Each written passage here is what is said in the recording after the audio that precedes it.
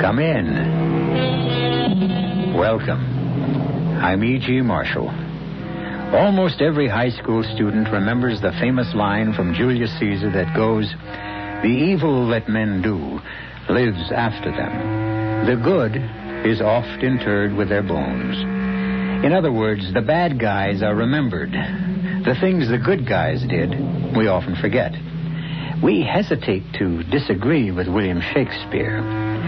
How many of us can recall the specific deeds of Jack the Ripper, Rasputin, the Mad Monk, or Lucrezia Borgia? And how many of us will always remember the good deeds of Florence Nightingale, Joan of Arc, Abraham Lincoln? Our tale begins one stormy night when Eberhard Edwards was awakened from a deep sleep. Eberhard Edwards. Yes? Who's that? Who's speaking? Listen to me. What do you want? I wish to reward you. For what? I don't need anything. I am the one to decide that, Eberhard. If you say so. A reward for services above and beyond the call of duty. A reward for being that rarest of creatures. A good man. That's very kind of you, I'm sure, but Get out of bed. Stand in front of the long mirror. Turn around. What do you see? Well, the light's not too good, but No. It can't be. That's impossible. That is my sign. My reward. My recognition of gratitude for your service. But what will people think? What will people say?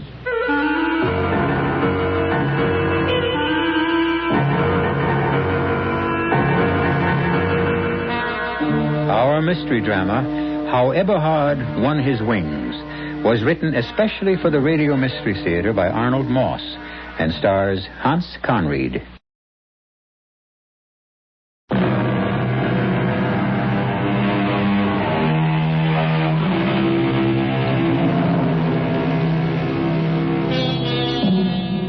Eberhard Edwards, besides being a very competent bank teller, was one of that little band of unsung heroes whose major purpose in being alive is to try to make life a little better, a little more bearable for those around him. The one characteristic that always distinguished Eberhard from his fellow man was his love for his neighbor, his eagerness to do good in the world. For example, there was the Sunday he and his wife Mabel were at the beach, and there was a cry for help. A man was drowning. Before the lifeguard could get down off his platform, Eberhard had dashed into the sea and made a daring rescue of the drowning man. What on earth were you thinking of? What made you do it, Eberhard? The poor man was drowning. He needed help. But not your help. You can't even swim. That's true, isn't it? Well, something just told me to jump in. I guess I just didn't think. The man needed help, and I gave it. And there was the time with the blind, crippled beggar. Hey, mister, could you help out a fellow who's less fortunate than yourself? Have you got 50 cents, Mabel? 50 cents? Don't give him a penny. 50 cents? Now, what could I do with 50 cents? What do you need, my poor man? Well, I need some new clothes to keep me warm. My kids haven't had a decent meal in days. My wife is on the way to the hospital with another blessed event. And my sister-in-law... Not 1 cent, Eberhard. I'll give him $1. $1? Now, what could a person in my miserable circumstances begin to do with $1? 5? 5? 10? How about 20? 5, 10, 20. There you are, you poor man, and better luck. Oh, thank you, sir. You're a very considerate gentleman. Eberhard, why did you give that bum $20? Well, the poor fellow needed help. A new suit, food for his kids, his wife, he's got... Yeah, but the man's a crook. He's not blind. He's not crippled. He's not? No, the minute you gave him the money, he got up and walked away. So he did, didn't he? Oh, but it doesn't really matter. Oh, how can you say that? Well, even if he wasn't telling the whole truth, he needed the money more than we did. Eberhard, I know. really? I know I'm right. Something, a voice inside me, told me it was the right thing to do. And that's the way Eberhard Edwards lived his life. Yes, Eberhard was a good man. But life suddenly changed one day for the Edwards. The event altered the smooth course of their life forever. It began one night, in bed. Eberhard had had a hard day at the office. There are things that are right, and there are things that are wrong, and a man must do what he thinks is right. Oh, Eberhard, you're talking in your sleep again, and it's keeping me awake. Huh? Oh, what? Just turn over and go back to sleep. Of course, dear. I'm sorry. You can't always be sure. It doesn't matter. The main thing, do what you think is good. Good. Eberhard Edwards. Who's that? Who is it? I don't see anyone. Of course you don't. But you hear me, don't you? Yes, but who are you? What do you want? I have something I wish to give you. Shh, not so loud. You'll wake Mabel. Your wife cannot hear me. My words are for you alone. Really? Eberhard Edwards, you are a rare creature. An honest man. A virtuous man. A good man. There are so few of you left. I don't think I'd go so far as to say that, sir. It was very kind of you, just the same. And I wish to reward you. Oh, I don't need anything to show. I am the one to decide that, Eberhard. If you say so, sir. Tomorrow, when you wake, you will see what you have been given as your reward for being a good man. Well, that's very kind of you, I'm sure, but the world needs more men like you, Eberhard. Keep up the good work. Now, go back to sleep.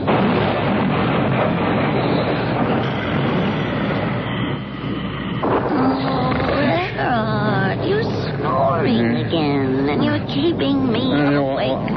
What, dear? Just turn over and stop snoring. Have a little consideration. Of course, dear. I'm sorry. Dear. Mabel, dear. Oh, why can't you let me sleep? Oh, there's something strange. Something very funny. Oh, what are you talking about? I'm not sure. I can't turn onto my back. Why not? I don't know. Well, then turn over onto your side, and for heaven's sake, let me sleep.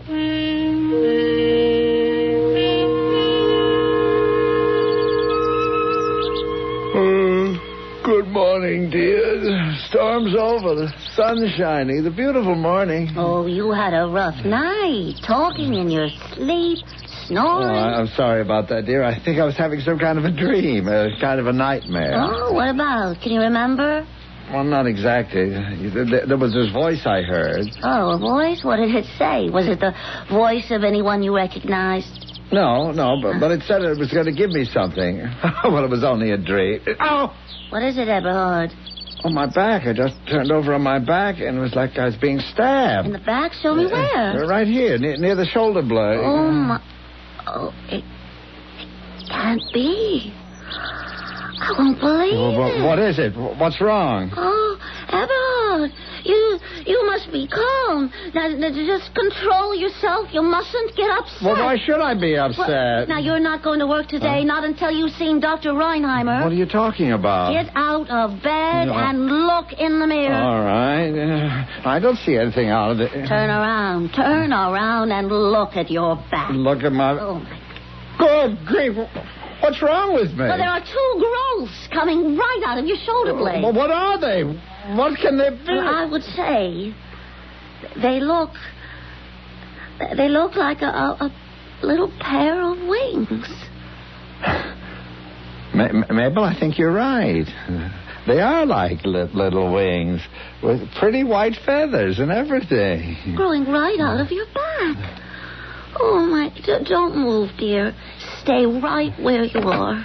What are you going to do? I'm calling Dr. Reinheimer for an immediate appointment. She'll know what to do. Imagine. Wings.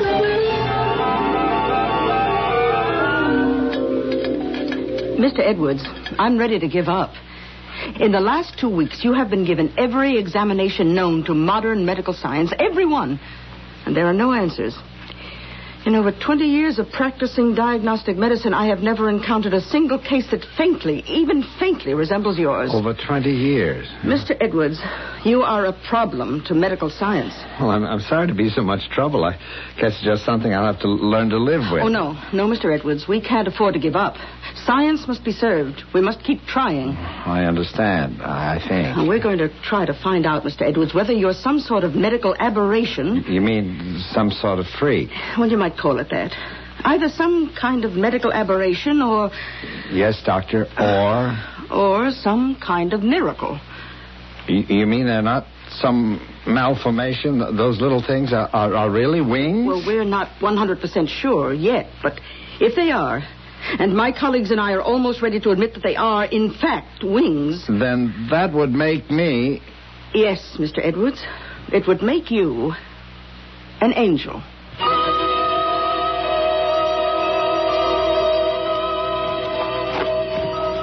Eberhard, you must stand still. Stop turning around to see how they look. Well, I'm sorry, dear. I still haven't got used to them, you know. Oh, ruining all these perfectly good shirts, to say nothing of every suit you have on your back, in a manner of speaking. But, Mabel, dear, we had to cut those slits in the backs of my shirts. Oh, but the suits, too.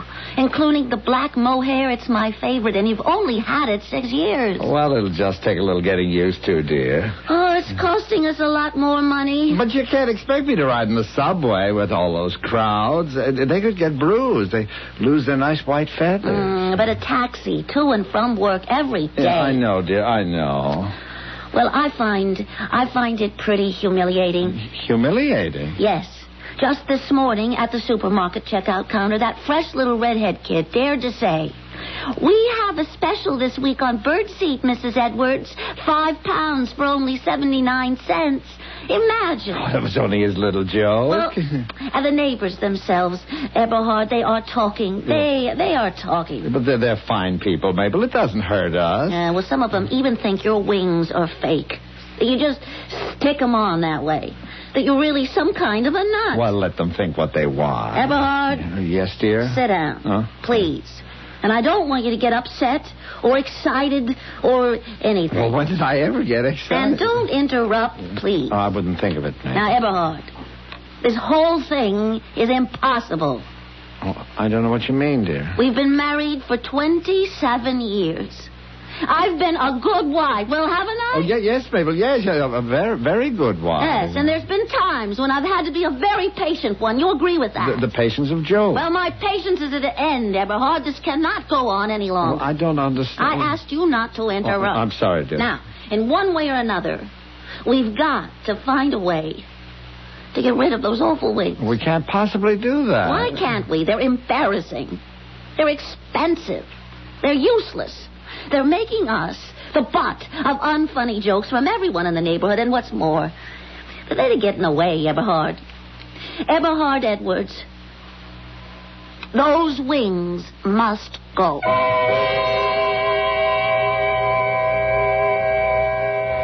The Chinese sage Confucius once said, "True goodness springs from a man's heart. All men are born good." From his heart, Confucius said. In Eberhard Edwards' case, virtue has received a little bonus. A pair of exquisite wings measuring almost 18 inches from base to tip, with the whitest, softest feathers, which Mrs. Edwards has doomed to extinction. Can she? I'll return shortly with Act 2.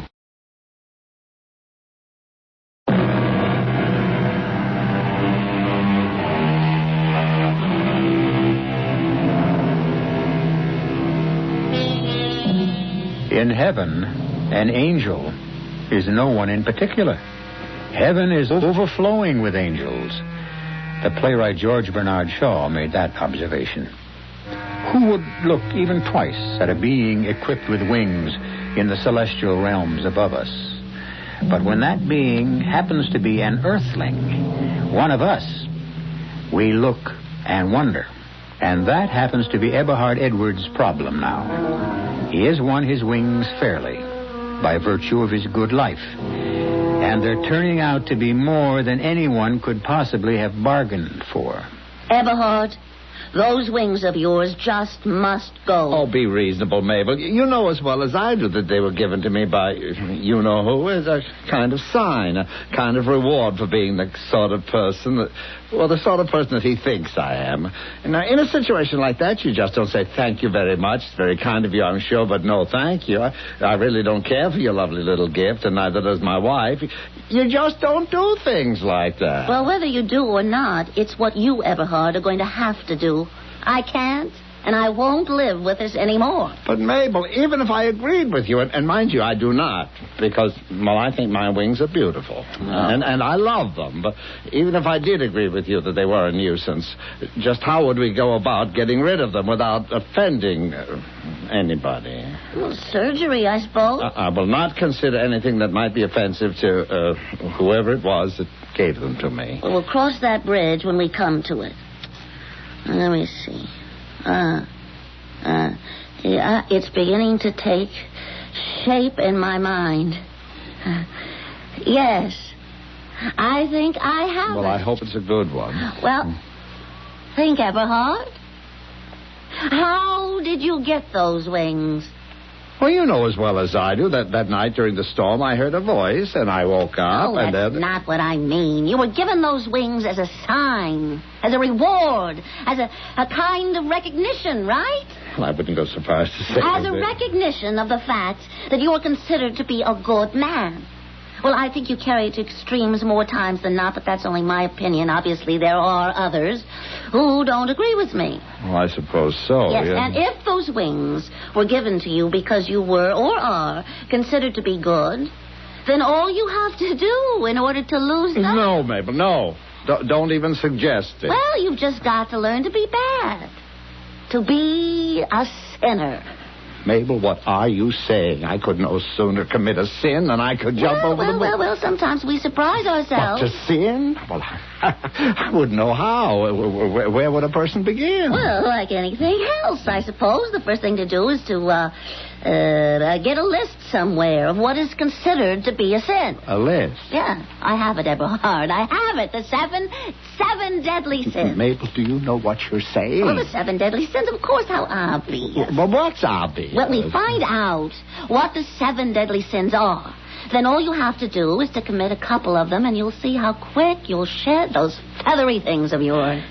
You really think so, dear? Yes, I'm sure of it. Now, what are the 7 deadly sins? Get the dictionary. We can look it up under sins, 7, or deadly. Put it here on the table, sweetheart. Now, let's try deadly. E-C-D-A-D-E-R. Here we are. Deadly sins, also called 7 deadly. Well, what does it say? A couple of things, and then it does list them. Write these down. Oh, yes, yeah. Okay? Pride. Pride. Covetousness. What's that? I don't know exactly. Just write it down. We'll find out later. Covetousness. Anger. Gluttony. Gluttony. Envy. Sloth. Well, that makes 6. And lust. I beg your pardon? L-U-S-T, lust. And that's the whole list. 7 deadly sins. What am I supposed to do with them? Do? You commit them. Some of them, anyway. Mabel, I could. You know that I just could. It'd go against everything in which Well, why don't we begin with pride? Now, that shouldn't be too difficult. You just take on a proud attitude at the bank. That's where you can start. If it'll help, I'll run up a pretty black cape on the sewing machine. It'll help hide those things for the time being. A cape at the bank. Yeah, and act with pride. You've just been promoted after 27 years to chief teller. Isn't that something to be proud of? Well, I know, dear, but... Well, you'll walk differently. Eberhard, you'll strut, not walk, like a peacock. Head high, nose in the air, looking down on everybody. But, Mabel, I couldn't. I just you'll have to learn, Eberhard. First thing tomorrow morning, you show all of them at the bank what pride really is. And it'll work, I'm sure. What's the old saying? Pride goeth something or other. Your pride goeth before a fall. Exactly. But in your case, your pride will go before the fall of those dreadful rings right off your back.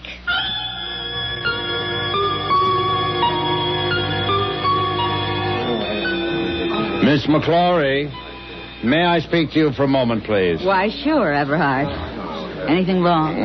In the first place, Miss McClory, I would like you to address me from now on as Mr. Edwards. But you've always asked me to call you Eberhard. You're kidding. I definitely am not, as you call it, kidding. Okay, if that's what you want, Mr. Edwards. And another thing, I would be much happier if in the future you would wear blouses with a slightly higher neckline.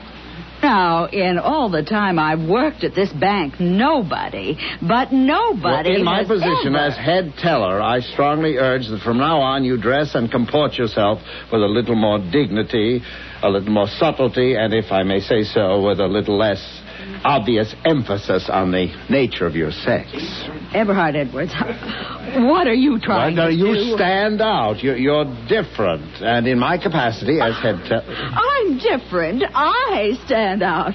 You're certainly one to say that with that silly cape you take. Well, it does not advertise my features the way your blouse does. You just listen to me, Eberhard Edwards. I happen to be very proud of being a woman. I have, as you well know, never flaunted my femininity, nor have I ever hidden behind it. But I am proud of it. Well, maybe that's your trouble, pride. Pride my foot. Now, you just go back to being your own sweet self, the Eberhard Edwards we all know and love so well. You don't understand. I understand one thing. The way you're trying to act, it doesn't suit you. It's not you. You're sweet. You're generous. You are not overbearing. You're considerate. You really wouldn't want to hurt my feelings about my blouses or my walk or anything else. Am I right? Miss McClory, Edna May. Yes, Mr. Edwards. Do go back to calling me Eberhard, please.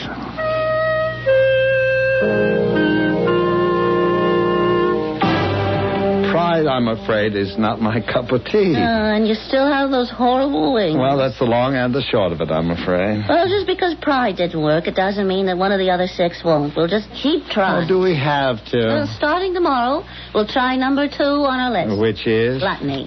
Now, that's got to work. We can't miss.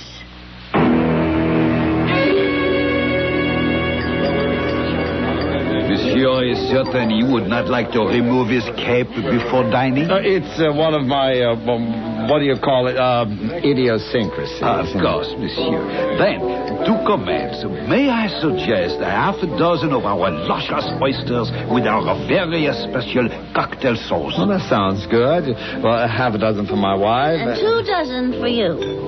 And 2 dozen for me. But, of course, monsieur. For the fish course. No soup? Stupid of me, madame. But of course, I would recommend our soup à croissant. Watercress soup. Very light on the stomach, of unsurpassable flavor. Well, I'll skip the soup, but you have it, dear. Well, I think I prefer a good hearty soup. You know, something that'll stick to my ribs, like a rich, heavy bean soup. Oh, but certainly, monsieur. Shall we then omit the fish since we are having a heavy soup? Oh, my husband adores fish, don't you, dear? I understand. Our chef is especially proud of the magic he creates with the filet of salmon. Well, 1 order for my wife, 2 for me. Oh, but of course, monsieur. Now, for the main course. How's your roast beef tonight? Roast beef?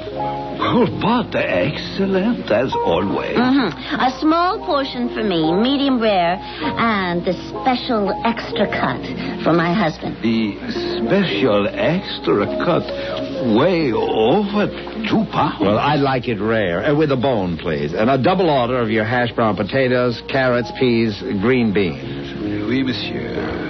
We skip the salad. Oh, what kind of a meal is it without a salad? Certainly salad. A big chef's salad, huh? You and madame will share one. No, 1 each. Make mine extra large. 2 chef salad, 1 extra large. And I think we'll wait till later to order dessert. You have so many tempting ones, I find it difficult to choose. Thank you, monsieur. I will send the wine steward to your table immediately. How am I doing? Wonderful, Eberhard. I'm really proud of you.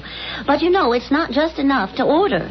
To be a glutton, you have to eat what you order. Oh, don't worry. I can handle it if my wings must go. Madame, your oysters. Half a dozen for madame.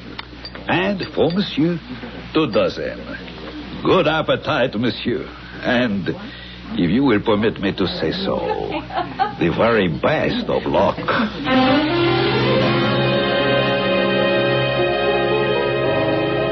You're doing just fine, dear. Keep it up. Those wings should begin to shrink any minute now. Oysters and all that soup, fish, the wine, all the trimmings.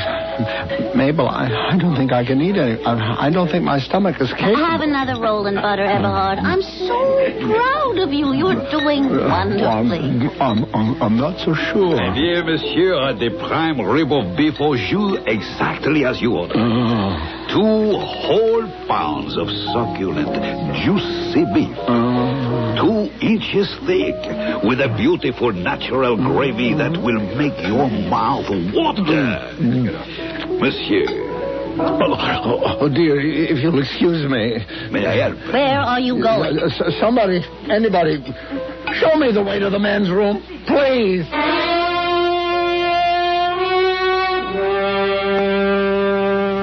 Just keep the thermometer in your mouth a few more seconds. Everything's going to be fine. I'm sorry I let you down, dear. I meant well. Yeah, I know, dear. Not quite 101. Not too bad. Oh, I guess I was never cut out to be a glutton. I wouldn't care if I never ate anything ever again. I feel terrible. And I never want to get out of this bed.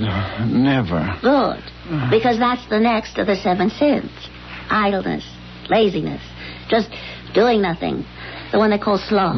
Doing nothing? Not a single thing. Absolutely nothing. Now, that shouldn't be too difficult, should it, dear? How does your back feel? After 3 days in bed, a little sore. Any sign of those wings shrinking? Shriveling? Just falling off? Nothing. Oh, you really are the picture of sloth. 3 whole days in bed. Maybe this whole business of the 7 deadly sins just isn't worth it, Mabel. It might be easier just to keep the wings. Well, you've gone this far. Mabel, I am not a proud man. I am not a glutton, and I'm afraid I'm not slothful either.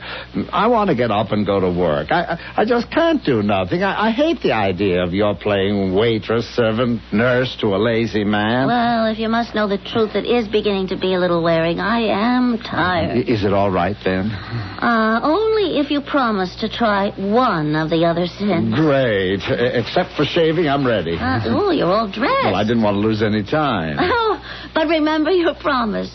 Now, which one is next? What have we got left? Let's see. Envy, covetousness, anger, and lust. Well, could we try for anger? You know, sometimes I feel that I could... It's just what I was about to suggest.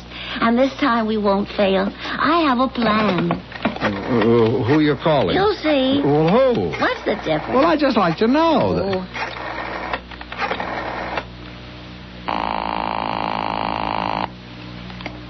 Hello? Who is that calling? Mr. Charnislav? Vladimir Charnislav? Himself, in person. Oh, well, this is Mabel Edwards. You may not remember me. Absolutely correct. I don't. Well, I worked with you a few years back, Hartford. Connecticut. Of course. I remember the voice. The young lady who was so young-looking, so pretty, and already so untalented. Oh, you always had your little jokes, Mr. Charnislav. What can I do for you? Well, if I could come to see you, I have a little problem, and I'm sure you'd be able to help. Could I have one small hint? Well, it would take too long to explain. Would you be free any time this afternoon, say 3 o'clock?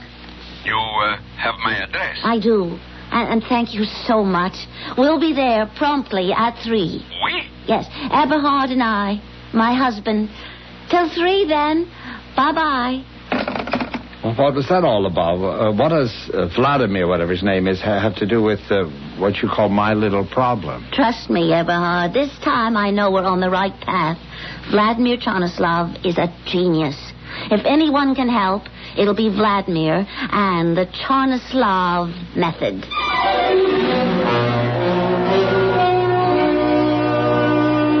We all know it's not an easy thing to be good.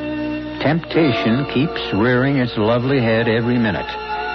It's only the very strong who can wholly resist. But Eberhard Edwards is finding out that for him, it's just as difficult to be bad. I'll be back shortly with Act 3.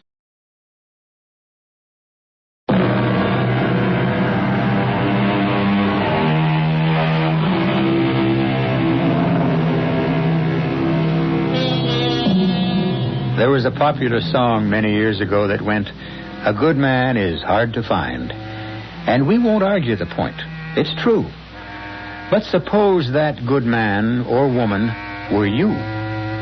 What would you do if some power chose to grant you a beautiful pair of wings? Live with them and enjoy them? Or try, inoffensively, of course, to shed them? Eberhard Edwards is doing his best to lose his. But so far, with very little success. Mr. Chanislav, Mabel says you're a genius. That's quite true. Well, we want you to teach him how to be angry. Angry? That's all? Yeah, but really angry. From, like you used to tell us, from the pit of the stomach. My wife has the idea, Mr. Chanislav, that if you can teach me how to be angry, not pretend to be angry, but really, genuinely furious, it would help me to lose something that I've been trying to get rid of. Your inhibitions, no? Well, that and a little bit more. Yes, I understand. Very well. We begin. First, would you kindly remove that cape you're wearing? Oh, he couldn't do that, Mr. Chanislav. There's a very good reason. I see. Well, then, take off your tie, open your collar, and now remove your shoes. All right. Well, that's very good. Good. Now, if you please, lie down here on the floor. On the floor? Do as he says, Eberhard. Yeah. Flat on your stomach, stretch out, stretch. More. Very good, very good. Now, on your knees. Like this? Good. Now, listen carefully. You are a strong young lion. I'm what? Don't interrupt, Eberhard. A young lion. You are in a clearing in an African jungle. You have been starving. You have hunted for days for food. You have just succeeded in catching your supper, a small gazelle. You're about to eat your supper when you see a strange young lion approaching. He comes quite close. You look into his yellow eyes. You see there the look of hunger, of desperation. He reaches out one huge paw to take away from you your dinner. At that moment, in your blind fury, your uncontrollable anger, you shake your mane wildly, look that other lion in the eye, and you let out a bellowing of hatred, a roar of frenzy. Roar, Mr. Edwards, roar! Do as he says, Eberhard. Let yourself go. I don't know how. It's very simple. Just roar. I'm sorry, Mr. Chanislav. We try something else. Stand up, please. I never was very good at impersonating. We try one more time. The Chanislav method has never failed. Mr. Edwards. Yes? You might as well know the truth. I am madly in love with your wife. I have been since the first time we met. I love her, and I am man enough to hold on to her. But you, Mr. Edwards, you are nothing. And to show my scorn for you, this. Oh, you hit me. Right in the face. You like to make something of it? Oh, you poor man. To be so carried away by your emotions that you Well, would... what are you going to do about it, Eberhard? What else is there to do? Poor Mr. Chanislav. I turned the other cheek. It'll strike me again, if you like. Huh? Oh, I give up. For the first time, my method has failed. Leave my studio, both of you. But what you said about yourself and my wife... It wasn't true, of course. It was part of the method. Well, I hope you'll excuse me for everything. I just find it impossible to get angry, mad at anybody or anything. I'm sorry I let you down.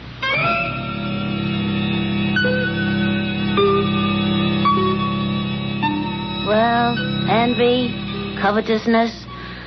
I haven't worked any better than the rest. There's only one more left to try. The one we've been saving for the end? Lust? Yeah, Eberhard. I know how reluctant you are to try it. But it's our last chance. I know. How about going to some of those, movies? There's a whole page of ads in the paper, or buying some of those magazines. Well, there's got to be something better, surer than that. Like what? Something where I'd be more directly involved. Eberhard. I'm ready to give up the whole idea, you know. We've gone this far. No, we must go through with it. I'm sure you'll find a way.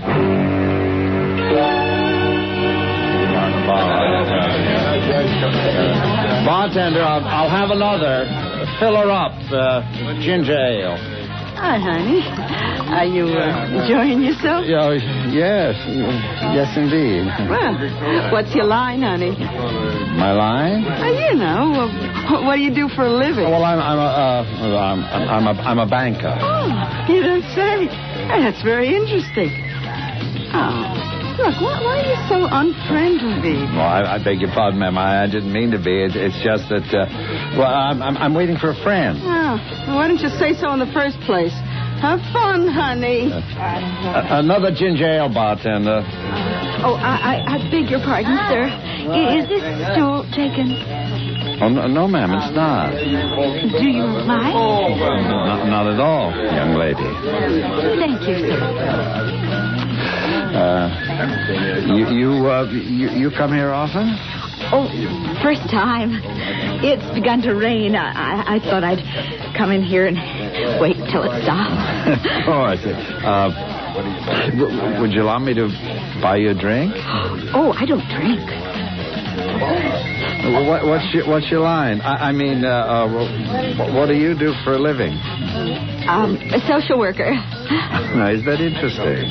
Well, there are so many people in the world who need help, who need a little cheering up now and then. You know what I mean? Boy, I certainly do. Then that's a lovely idea. Who do you work for? Strictly for myself. Well, I thought that most social workers have... Not me. You see, when I see I'm needed, I do my best to fill that need with nobody else's help. And I provide as much happiness as I know how. You are a lovely young woman and a good one. I like to think so. Well, there are so few people anymore who care about anybody but themselves. Isn't that the truth? Yeah. Why don't you pay the bartender and we can get out of this dump? Get out? But it's raining. We won't be going very far. You mean... But you said that you were a social... Look, honey, we're both grown up. I'm a big girl. You're a big boy. What do you say, honey? If I understand you correctly, and I think I do, it's past my bedtime, and Mabel, my wife, won't know what's happened to me. What I'm trying to say is that I know what you're trying to say. Good night, baby. Pleasant dreams. Go home to Mama and feather your nest. Feather my... How did you know?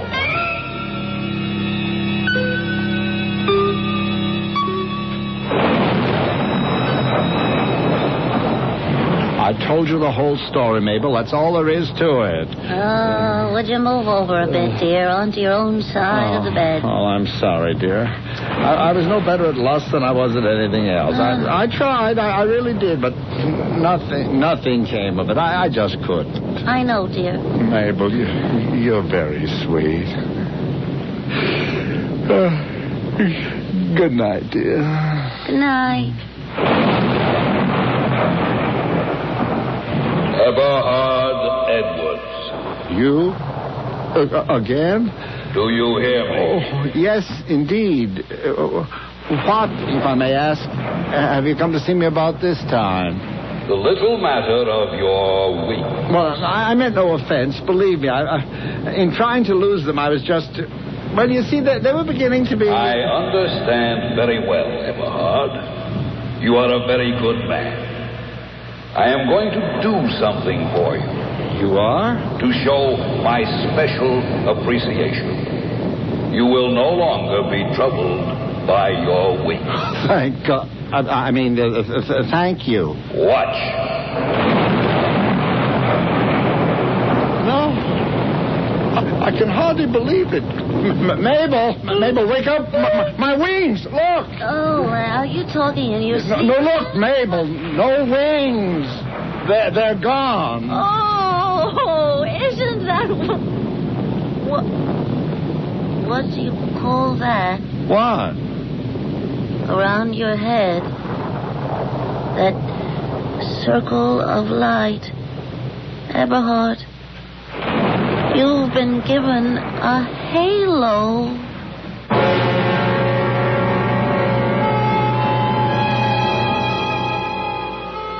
You recall that popular classic of the 20s that went, "If I had the wings of an angel, over these prison walls I would fly." It almost became the theme song of the Edwards family. But that all changed.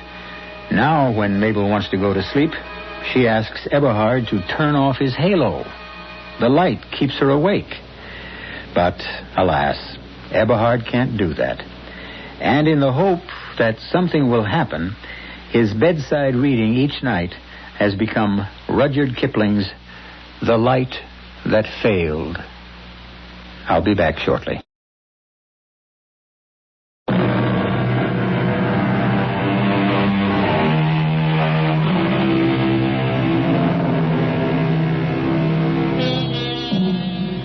The fable you've been listening to had no gore, no vampires, no mad scientists, no men from Mars.